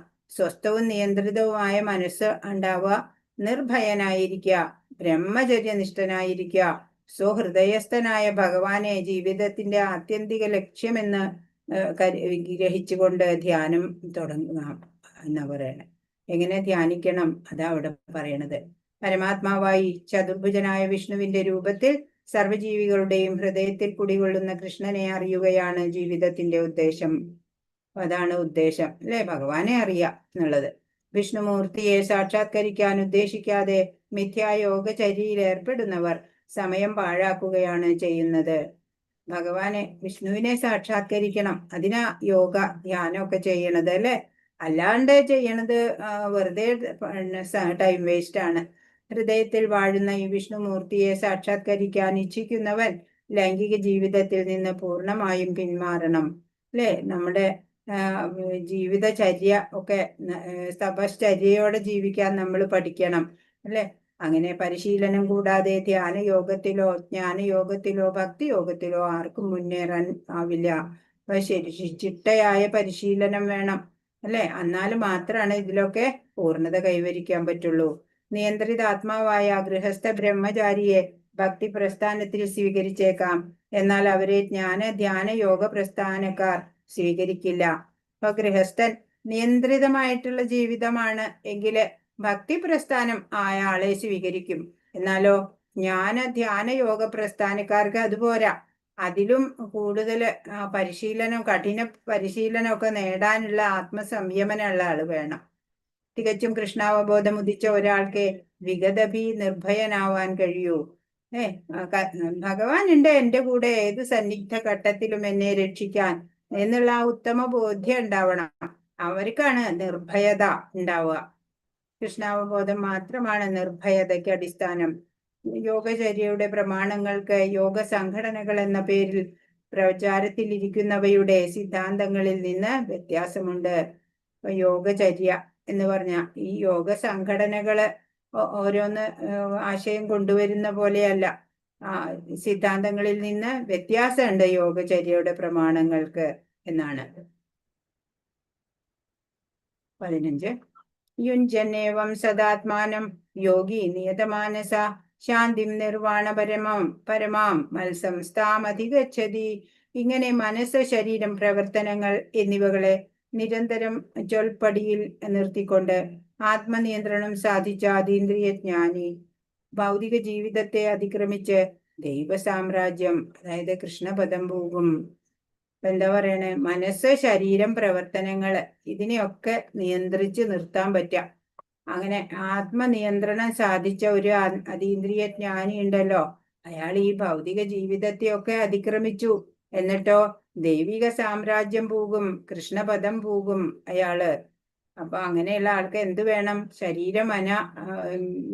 മനസ്സിന്റെ മേലെ നിയന്ത്രണം വേണം നല്ലതുപോലെ. പിന്നെ എല്ലാ പ്രവർത്തനങ്ങളും ചൊൽപ്പടിയിൽ നിർത്താൻ സാധിക്കണം. അങ്ങനെ ആത്മനിയന്ത്രണം സാധിച്ച് ആത്മജ്ഞാനിയായിട്ടുള്ള ഒരാളാണ് ഈ ഭൗതിക ജീവിതത്തെ അതിക്രമിച്ച് ദൈവ സാമ്രാജ്യം പോകുന്നത് എന്ന് പറയാണ്. ഭൗതികമായി ഒന്നും നേടാൻ വേണ്ടിയുള്ളതല്ല യോഗചര്യ. ഭൗതികത്വത്തെ സമ്പൂർണമായി നിർത്താൻ വേണ്ടിയാണിത്.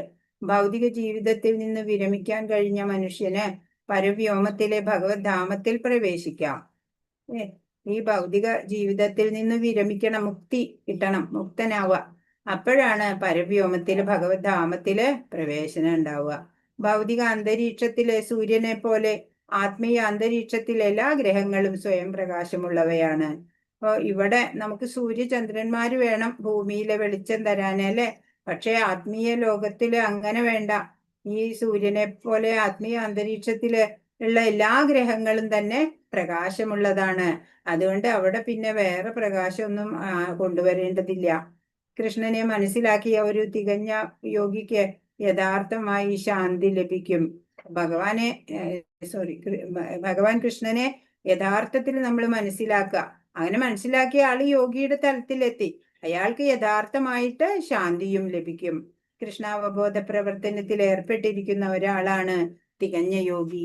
പരമപുരുഷനായ കൃഷ്ണനെ അറിയുന്നത് കൊണ്ട് മാത്രമേ ജനന മരണങ്ങളുടെ മാർഗത്തെ പിന്നിട്ട് പോകാൻ കഴിയൂ. ഭഗവാനെ ശരിയായിട്ട് മനസ്സിലാക്കുക, ഭഗവത് സേവന നിരതനാവുക.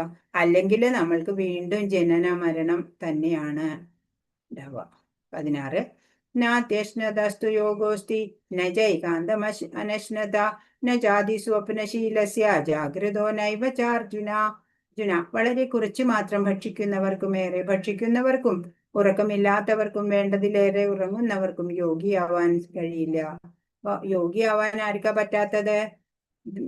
ധാന്യം, പച്ചക്കറി, പഴങ്ങൾ, പാല് ഒക്കെ ധാരാളം ഉള്ളപ്പോൾ മനുഷ്യൻ ജന്തുക്കളെ ഭക്ഷിക്കേണ്ട ആവശ്യമില്ല. തമോ ഗുണത്തിലുള്ളവരുടെ ഭക്ഷണമാണ് മാംസഭക്ഷണമൊക്കെ. കൃഷ്ണന് നിവേദിക്കാതെ തനിക്ക് വേണ്ടി ആഹാരം ഉണ്ടാക്കുകയും ഇന്ദ്രിയ സുഖത്തിനായി ഭക്ഷിക്കുകയും ചെയ്യുന്നവൻ പാപമാണ് ഭുജിക്കുന്നത്. പരിശുദ്ധമായിട്ട് എല്ലാ ആഹാരം പാചകം ചെയ്യുക, അല്ലെ? ഉള്ളി ഒന്നും ഉപയോഗിക്കാതെ, എന്നിട്ട് ഭഗവാനായിക്കൊണ്ട് അത് ഓഫർ ചെയ്യുക, നിവേദിക്കുക, എന്നിട്ട് പ്രസാദമായിട്ട് നമ്മൾ ഭക്ഷിക്കുക. അതല്ലെങ്കിൽ നമുക്ക് പാപമാണ് ഭുജിക്കണത് നമ്മള്. കൃഷ്ണന് നിവേദിച്ചതിന്റെ ഉച്ഛിഷ്ടം മാത്രം ഭക്ഷിക്കുന്നതാണ് ഉത്തമം. സ്വന്തമായി സൃഷ്ടിച്ച ഉപവാസ ചടങ്ങുകളും യോഗാഭ്യാസവും അനുഷ്ഠിക്കുകയും ചെയ്തതുകൊണ്ട് ഒരാൾക്ക് യോഗ പരിപൂർണത നേടാനാവില്ല. കുറെ വ്രതങ്ങളൊക്കെ എടുത്തു, യോഗാഭ്യാസം ചെയ്തു എന്നതുകൊണ്ടൊന്നും പരിപൂർണത കിട്ടില്ല യോഗയില്. 24 മണിക്കൂറിൽ 6 മണിക്കൂറിലധികം ഉറങ്ങുന്ന ആൾ തീർച്ചയായും തമോ ഗുണത്തിന്റെ സ്വാധീനതയിലാണ്. ഒരു പ്രായപൂർത്തിയായ ആൾക്ക് 6 മണിക്കൂറൊക്കെ ദിവസം ഉറങ്ങിയാൽ മതി അല്ലെ? കുട്ടികൾക്ക് കൂടുതൽ നേരം ഉറങ്ങണം. അപ്പൊ അതിൽ കൂടുതൽ തമോ ഗുണത്തിന്റെ സ്വാധീനമാണ് കാണിക്കുന്നത്.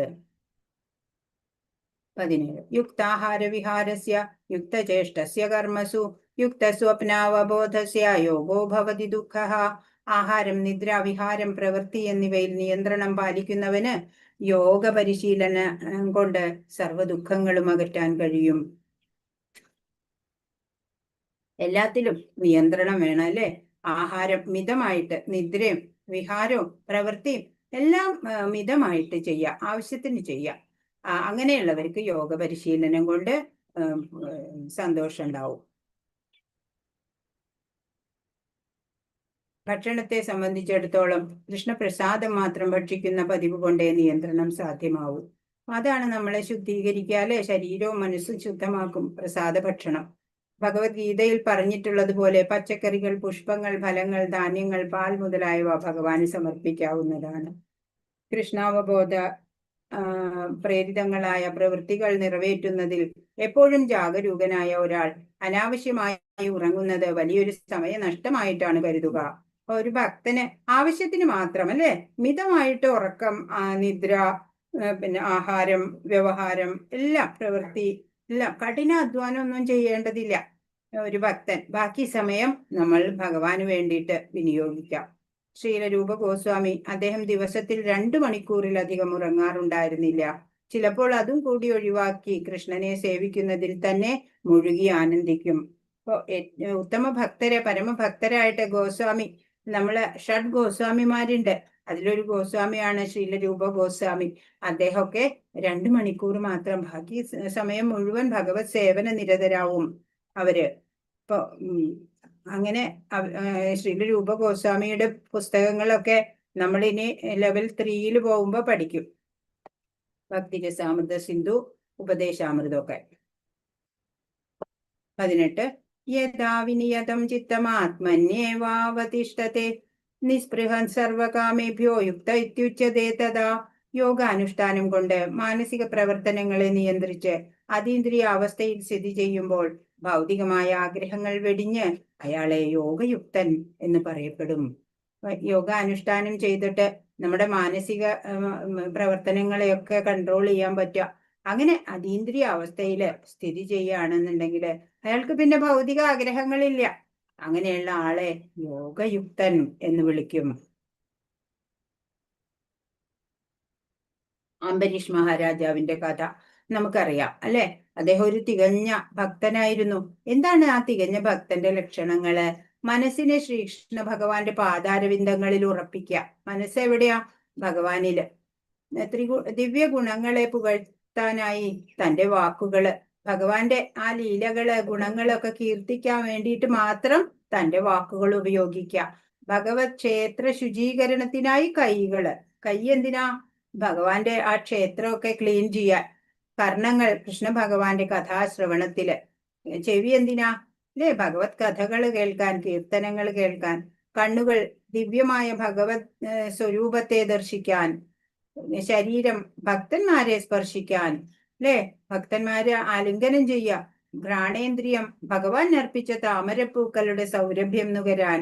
നാവോ തൃക്കാലിൽ അർപ്പിക്കപ്പെട്ട തുളസീദളങ്ങളുടെ ആസ്വാദനത്തില്. കാലുകൾ ഭഗവത് ക്ഷേത്രങ്ങളിലേക്കുള്ള തീർത്ഥയാത്രയിലേക്ക് മുഴുക. ശിരസോ ഭഗവാന്റെ മുമ്പിൽ പ്രണമിക്കുന്നതിന്. അഭിലാഷങ്ങൾ അവിടുത്തെ ആജ്ഞകൾ നിറവേറ്റുന്നതിലും. എന്തിനാണ് ആഗ്രഹം ഉണ്ടാവുക? ഭഗവാന്റെ ആജ്ഞ നിറവേറ്റാൻ മാത്രം ആഗ്രഹം. എല്ലാ ഇന്ദ്രിയങ്ങളും, നമ്മളുടെ എല്ലാ ശരീരം കൊണ്ട് മുഴുവനും ഭഗവത് സേവനത്തിൽ ഏർപ്പെടുക. അതാണ് ഒരു തികഞ്ഞ ഭക്തന്റെ ലക്ഷണം. 19 യഥാ ദീപോ നിവാദസ്ഥോ നേംഗദേശോപമാസ്മൃത യോഗിനോ യഥചിത്തസ്യ യുഞ്ജതോ യോഗമാത്മന. കാറ്റു തട്ടാത്ത ഒരിടത്ത് വെച്ച ചാഞ്ചല്യമില്ലാത്ത ദീപനാളം പോലെയാണ് മനസ്സിനെ നിയന്ത്രിച്ച യോഗി. അദ്ദേഹം നിരന്തരം അതീന്ദ്രിയ സത്തയിൽ ധ്യാനമുറപ്പിച്ച് അക്ഷുബ്ധനായി നിലകൊള്ളും. അപ്പോ ഒരു ദീപം കത്തിച്ചു വെച്ച കാറ്റുണ്ടെങ്കിൽ ആ ദീപനാളം ആടി ഉലയും, അല്ലെ? അതുപോലെ മനസ്സ് ആടി ഉലയരുത്. കാറ്റ് തട്ടാത്ത സ്ഥലത്ത് വെച്ച ദീപനാളം പോലെ ചാഞ്ചല്യം ഇല്ല, ആടുന്നില്ല, അല്ലെ? സ്റ്റഡി ആയിട്ട് നിൽക്കുക ആ ദീപനാളം. അതുപോലെ ആയിരിക്കും ഒരു മനസ്സിനെ നിയന്ത്രിച്ച യോഗിക്ക് മനസ്സ്. അദ്ദേഹം നിരന്തരം അതീന്ദ്രിയ സത്തയിൽ ധ്യാനമുറപ്പിച്ച് അക്ഷുബ്ധനായി നിലകൊള്ളും. അപ്പൊ ഭഗവാനിൽ മനസ്സുറപ്പിച്ചിട്ട് ഒരു ക്ഷോഭമില്ല, സംഭ്രാന്തി ഇല്ലാതെ ആ പ്രശാന്ത അവസ്ഥയില് അയാൾക്ക് നിലകൊള്ളാൻ സാധിക്കും. സ്വസ്ഥനായി ഭഗവത് ധ്യാനത്തിൽ നിരന്തരം മുഴുകിയിരിക്കുന്ന ഒരു യഥാർത്ഥ കൃഷ്ണഭക്തൻ കാറ്റുകടക്കാത്ത സ്ഥലത്ത് വെച്ച ദീപനാളം പോലെ അചഞ്ചലനായിരിക്കാം, അല്ലെ? അങ്ങനെ സാധിക്കും. അങ്ങനെ ആ മനസ്സിനെ നിർത്താൻ സാധിക്കണം. അയാളാണ് യോഗി. 20, 21, 22, 23. യത്രോ പരമതേ ചിത്തം നിരുദ്ധം യോഗസേവയാ യത്ര ചൈവാത്മനാത്മാനം പശ്യനാത്മനി തുഷ്യതി സുഖമാത്യന്തികം യത്തദ് ബുദ്ധിഗ്രാഹ്യമതീന്ദ്രിയം വേത്തി യത്ര ന ചൈവായം സ്ഥിത ചലതി തത്വതാ യം ലബ്ധ്വാ ചാപരം ലാഭം മന്യതേനാധികം തഥാ യസ്മിൻ സ്ഥിതോ ന ദുഃഖേന ഗുരുണാമി വിചാല്യതേ തം വിദ്യ ദുഃഖ സംയോഗ വിയോഗം യോഗ സംജ്ഞിതം. അപ്പൊ സമാധി എന്നുള്ള ആ പൂർണ്ണ അവസ്ഥയില് എങ്ങനെയാണ് മനസ്സ് യോഗാനുഷ്ഠാനം മൂലം ഭൗതികങ്ങളായ മനോവൃത്തികളിൽ നിന്നും തികച്ചും പിന്മാറിയിട്ടുണ്ടാവും. സമാധി എന്നുള്ള പരിപൂർണ അവസ്ഥ 8ാമത്തെ തലത്തിലേക്ക് എത്തുമ്പോൾ മനസ്സ് യോഗാനുഷ്ഠാനം കൊണ്ട് ഇങ്ങനെ ഈ ഭൗതികങ്ങളായ വൃത്തികളിൽ നിന്നൊക്കെ പിന്മാറിയിട്ടാണ് ഉണ്ടാവുക. പിന്നെ എന്തിലാണ്? നിർമ്മലമായ മനസ്സുകൊണ്ട് ആത്മാവിനെ സാക്ഷാത്കരിച്ച ആത്മാവിൽ ആനന്ദം കൊള്ളാനുള്ള കഴിവ് ഈ പൂർണ്ണ അവസ്ഥയിൽ സ്വാഭാവികമാണ്. എന്തുണ്ട്? മനസ്സ് നിർമ്മലമായി, അല്ലെ? അപ്പൊ ആത്മാവിനെ തന്നെ സാക്ഷാത്കരിച്ച് ആത്മാവിൽ തന്നെ ആനന്ദം കൊള്ളാനുള്ള കഴിവ് ആ പൂർണ്ണ അവസ്ഥയിൽ വന്നു ചേരും. ആനന്ദഭരിതമായ ആ നിലയിൽ അളവറ്റ അതീന്ദ്രിയ സുഖമാണ് ദിവ്യേന്ദ്രിയങ്ങളിലൂടെ ഒരാൾക്ക് അനുഭവപ്പെടുക. അയാളുടെ ഇന്ദ്രിയങ്ങളൊക്കെ ദിവ്യങ്ങളായി, സ്പിരിച്വൽ സെൻസസ് ആയി മാറി, അല്ലെ? അയാളുടെ തലം ഇവിടത്തെ ഈ പ്ലാറ്റ്ഫോമിൽ നിന്ന് ഒരു മുകളിലുള്ള പ്ലാറ്റ്ഫോമിലേക്ക് പോയി. ഇതിലെത്തിയാൽ പിന്നെ ഒരിക്കലും സത്യത്തിൽ നിന്ന് വ്യതിചലിക്കേണ്ടി വരില്ല. ഇതിലും വലിയ ഒരു നേട്ടമില്ലെന്ന് ബോധ്യപ്പെടുകയും ചെയ്യുന്നു. ആ ആനന്ദം കുറച്ചെങ്കിലും അനുഭവിക്കാൻ പറ്റിയാൽ നമുക്ക് അപ്പോഴും മനസ്സിലാവും ഈ ഭൗതികമായിട്ടുള്ള ആനന്ദമൊക്കെ വളരെ തുച്ഛമാണ്, ക്ഷണികമാണ്, ഒരു നിരർത്ഥകമാണ് എന്ന്. ഏതൊരു ആപത്ഘട്ടത്തിലും ഒരാൾ പ്രക്ഷുബ്ധനാവുകയില്ല. ഭൗതികമായുള്ള ബന്ധത്തിൽ നിന്നുളവാകുന്ന സർവക്ലേശങ്ങളിൽ നിന്നുമുള്ള യഥാർത്ഥ മോചനമാണിത്. ഈ അവസ്ഥയില്, ഈ സമാധി അവസ്ഥ, അഷ്ടാംഗ യോഗയിലെ സമാധി അവസ്ഥയില് മനസ്സൊക്കെ വളരെ കാറ്റ് തട്ടാത്ത സ്ഥലത്തെ ദീപനാളം പോലെ ഉറച്ച മനസ്സാവും, അല്ലെ? മനോവൃത്തികളിൽ നിന്നൊക്കെ പിന്മാറി ഭൗതികമായിട്ടുള്ള ഒരു ആസക്തിയില്ല. അങ്ങനെ സ്വന്തം ആത്മാവിൽ തന്നെ ആനന്ദം കൊള്ളാൻ സാധിക്കുക. അതാണ് പരിപൂർണ അവസ്ഥ. ആനന്ദഭരിതമാണത്, അല്ലെ? പരമാനന്ദം, ശാശ്വതാനന്ദം എന്നൊക്കെ പറയും. ഇതിലെത്തിയാ പിന്നെ അയാൾക്ക് ഭൗതികതയോട് ഒട്ടുമേ ആസക്തി ഉണ്ടാവില്ല. ഇതാണ് ഏറ്റവും വലിയ നേട്ടം എന്ന് അയാള് ബോധ്യപ്പെടും. അങ്ങനെ ഏതൊരു ആപത്ഘട്ടം വന്നാലും പിന്നീട് അവിടുന്ന് അങ്ങോട്ട് ഒരു ക്ഷോഭവും ഉണ്ടാവില്ല. ഭൗതികമായിട്ടുള്ള ബന്ധത്തിൽ നിന്നുണ്ടാവുന്ന ക്ലേശങ്ങളിൽ നിന്നൊക്കെ അയാള് മോചിതനാവും.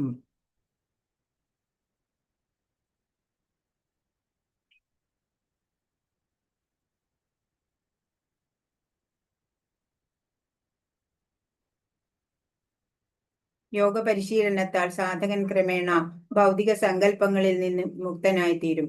യോഗ സിദ്ധാന്തത്തിന്റെ പ്രാഥമിക ലക്ഷണമാണത്. പിന്നീട് സമാധി എന്ന അവസ്ഥ കൈവരും. ഭൗതിക സങ്കല്പങ്ങളിൽ നിന്നും മുക്തനാവും, പിന്നീട് സമാധിയിലേക്ക് എത്തും. യോഗത്തിന്റെ ഉപോത്പന്നങ്ങളിൽ ആസക്തരാകുന്നവർക്ക് ഒരിക്കലും ഈ ശ്ലോകത്തിൽ പറഞ്ഞിട്ടുള്ളതുപോലെ പരിപൂർണത നേടാനാവില്ല. യോഗ കൊണ്ട് ഈ ഫിസിക്കലായിട്ടുള്ള മെച്ചം നേട്ടം ആഗ്രഹിക്കുന്നവർക്ക് ഈ അവസ്ഥയിൽ എത്താൻ പറ്റില്ല, പരമാനന്ദ അവസ്ഥയിൽ എത്താൻ പറ്റില്ല. 24 സ നിശ്ചയേന യോക്തവ്യോ യോഗോ നിർവിണ്ണ ചേതസ സങ്കൽപ്പ പ്രഭവാൻ കാമാം ത്യക്ത്വാ സർവാനശേഷത മനസൈവേന്ദ്രിയ ഗ്രാമം വിനിയമ്യ സമന്തത. സ്ഥൈര്യത്തോടും വിശ്വാസത്തോടും കൂടി വേണം യോഗ പരിശീലനത്തിൽ ഏർപ്പെടാൻ. വഴിമാറുകയും അരുത്. മനസ്സിൽ തോന്നിയ ഭൗതികങ്ങളായ എല്ലാ ആഗ്രഹങ്ങളും ഒന്നൊഴിയാതെ ഉപേക്ഷിക്കുകയും മനസ്സുകൊണ്ട് ഇന്ദ്രിയങ്ങളെയെല്ലാം നിയന്ത്രിക്കുകയും വേണം. സ്ഥിരത വേണം. ഇന്നിപ്പോ യോഗ പ്രാക്ടീസ് ചെയ്തു, ഇനി പിന്നെ ഒരാഴ്ച കഴിഞ്ഞിട്ട്, അങ്ങനെയല്ല, സ്ഥിരമായിട്ട് ചെയ്യണം, വിശ്വാസത്തോടു കൂടി ചെയ്യണം.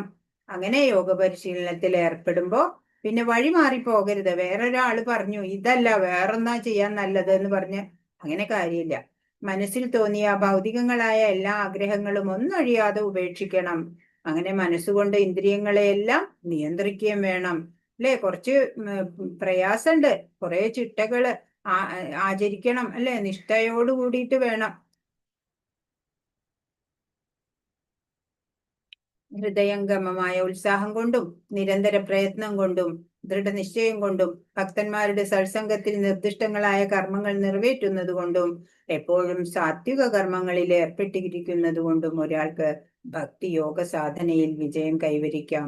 അല്ലെ, യോഗ പരിശീലിക്കാൻ വളരെ ടഫാണ്. അതിനേക്കാളൊക്കെ ഏറ്റവും നല്ലത് ഭക്തി യോഗയിലേക്ക് വരിക. എന്തു വേണം?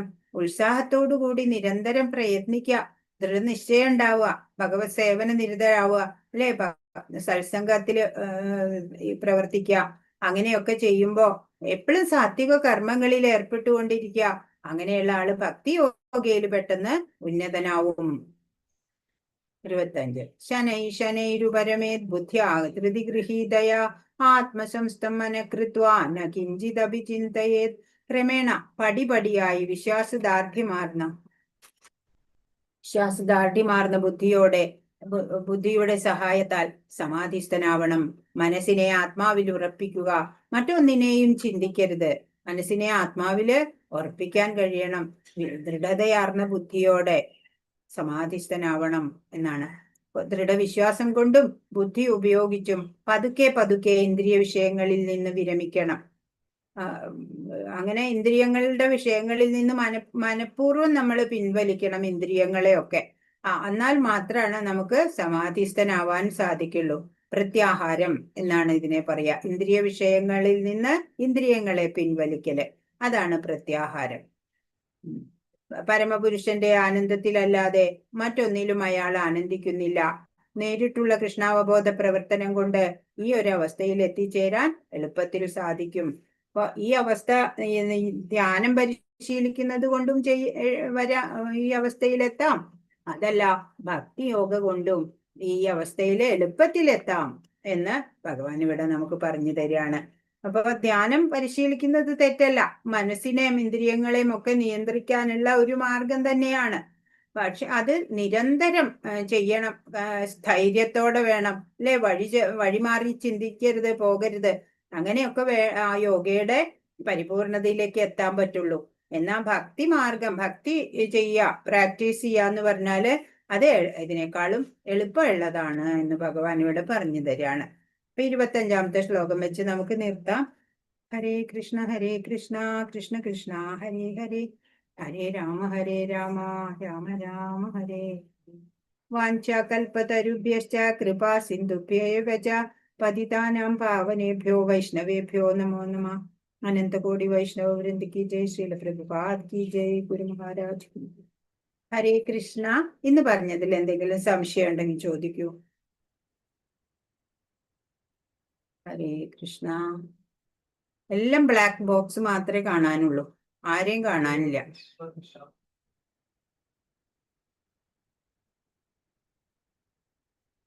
ഹരേ കൃഷ്ണ. ഇന്ന് പറഞ്ഞതിൽ എന്തെങ്കിലും സംശയം ഉണ്ടെങ്കിൽ ചോദിക്കൂ.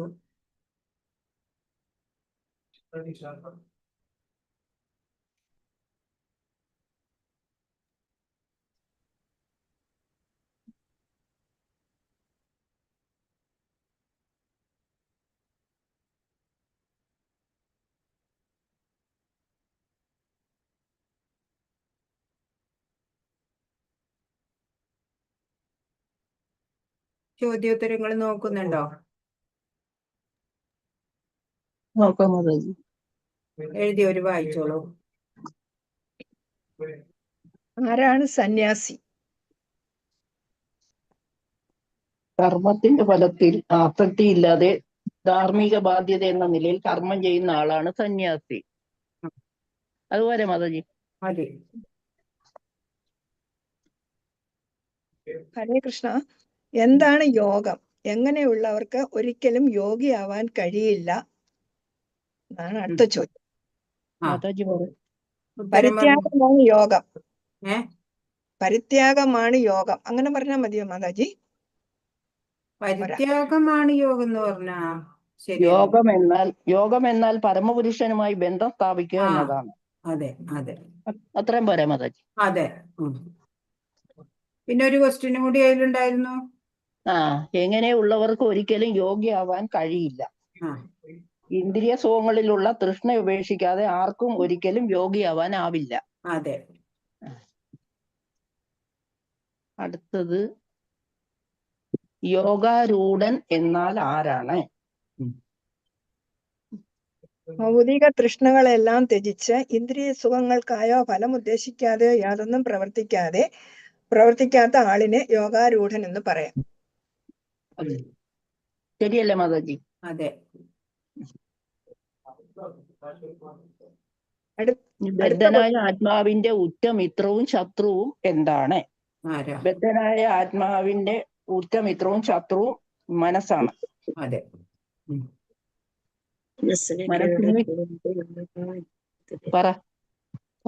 മാതാജി. അടുത്ത ക്വസ്റ്റ്യൻ, മനസ്സിനെ കീഴടക്കിയവന്റെ മനോഭാവം ഏത് രീതിയിലായിരിക്കും? മനസ്സിനെ കീഴടക്കുവാൻ ശാന്തി നേടുകയാൽ പരമാത്മാവിനെ പ്രാപിച്ചു കഴിഞ്ഞു. അങ്ങനെയുള്ള ആൾക്ക് തണുപ്പും ചൂടും സുഖവും ദുഃഖവും മാനവും അപമാനവും എല്ലാം ഒന്നുപോലെ തന്നെ. അതുപോലെ മാതാജി? അല്ലെങ്കിൽ അയാള് ദ്വന്ദ്വാതീതനാണ് എന്ന് എഴുതിയാലും മതി. അത്ര എഴുതിയാൽ മതിയാ?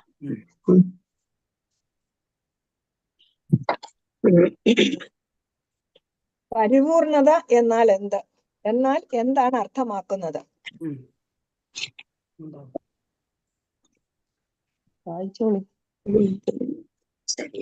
ഒരു അതീന്ദ്രിയവാദി എപ്പോഴും തന്റെ ശരീരം, ആത്മാവ് എന്നിവയെ പരമപുരുഷനുമായുള്ള ബന്ധങ്ങളിൽ ഏർപ്പെടുത്തണം.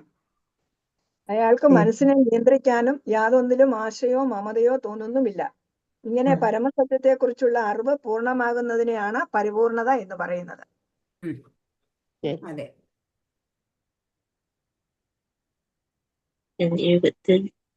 അടുത്ത ചോദ്യം, കലിയുഗത്തിൽ മോക്ഷത്തിനുള്ള ഏക മാർഗം എന്താണ്? അങ്ങനല്ലേ ചോദ്യം? നാമജപം. നാമജപം ശരിയാ. എങ്ങനെയുള്ളവർക്ക് യോഗിയാവാൻ കഴിയില്ല എന്നാണ് ഭഗവാൻ പറയുന്നത്?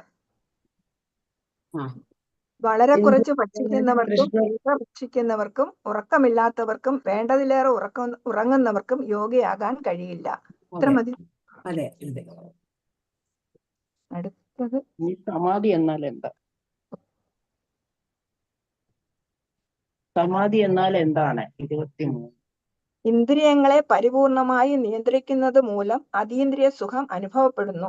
ഭൗതിക ബന്ധനത്തിൽ നിന്നും തികച്ചും വിമുക്തനാകുന്നതിനാൽ അയാൾ തീർത്തും കൃഷ്ണാവബോധത്തിൽ എത്തിച്ചേരുന്നു. അങ്ങനെ പറഞ്ഞാൽ മതിയാവോ മാതാജി? ഭഗവാനിൽ മനസ്സ് ഏകാഗ്രമാക്കുന്നവനാണ് സമാധി. മനസ്സ് ഏകാഗ്രമാക്കുന്നത് തന്നെയാണ് സമാധി.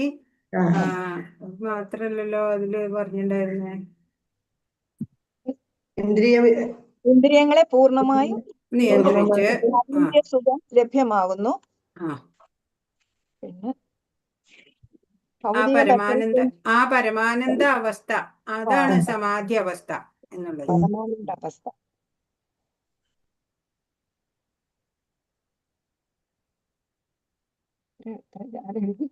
എപ്പോഴും തന്റെ ശരീരം, ആത്മാവ് എന്നിവയെ പരമപുരുഷനുമായുള്ള സംബന്ധത്തിൽ ഏർപ്പെടുത്തിക്കൊണ്ട് ഏകാഗ്രതയോടെ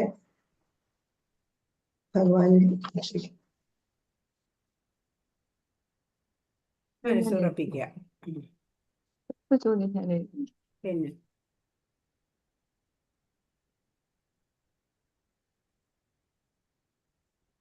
ഇന്നത്തേലി അത്രേ ഉള്ളൂ മാതാജി. ഉം.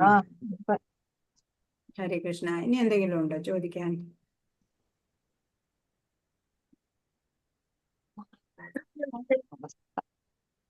ഹരേ കൃഷ്ണ. എന്തെങ്കിലും ഉണ്ടോ? ഹരേ കൃഷ്ണ. അപ്പൊ എല്ലാവർക്കും നന്ദി, പ്രണാമം. നാളെ കാണാം കേട്ടോ. ഹരേ കൃഷ്ണ. ഹരേ കൃഷ്ണ. പ്രണാമം മാതാജി.